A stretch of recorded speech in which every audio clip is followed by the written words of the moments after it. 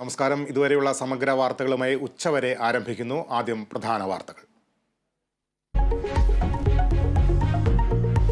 വിവാദ പ്രസ്താവനയിൽ മന്ത്രി സജി ചെറിയാന് വിടാതെ പ്രതിപക്ഷം. മുഖ്യമന്ത്രി രാജി ആവശ്യപ്പെടണമെന്ന് വി.ഡി. സതീശൻ. മന്ത്രിയുടെ പ്രസ്താവന പാർട്ടിയുടെ നിലപാടല്ലെന്ന് എം.വി. ഗോവിന്ദൻ.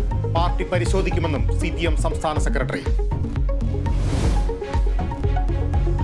തൊടുപുഴ വെള്ളിയാമറ്റത്തെ കുട്ടി കർഷകർക്ക് സർക്കാർ സഹായം. 5 പശുക്കളെ ഒരാഴ്ചയ്ക്കകം നൽകുമെന്ന് മന്ത്രി ചിഞ്ചുറാണി.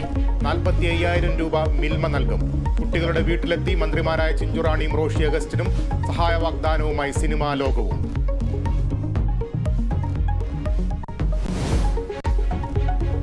മകരവിളക്കിന് മുന്നോടിയായി ശബരിമലയിൽ ഭക്തർക്ക് നിയന്ത്രണം. ജനുവരി 10 മുതൽ സ്പോട്ട് ബുക്കിംഗ് ഉണ്ടാകില്ല. മകരവിളക്ക് ദിവസത്തിൽ വെർച്വൽ ക്യൂ 40,000 പേർക്ക് മാത്രം. ദേവസ്വം ബോർഡിന്റെ തീരുമാനം പോലീസിന്റെ നിർദ്ദേശം പരിഗണിച്ച്. സംസ്ഥാന സ്കൂൾ കലോത്സവത്തിനുള്ള സ്വർണ്ണക്കപ്പ് ഘോഷയാത്ര കോഴിക്കോട് നിന്ന് പുറപ്പെട്ടു. യാത്ര വൈകിട്ട് തൊടുപുഴയിലെത്തും. ഘോഷയാത്ര പോലീസ് അകമ്പടിയോടെ.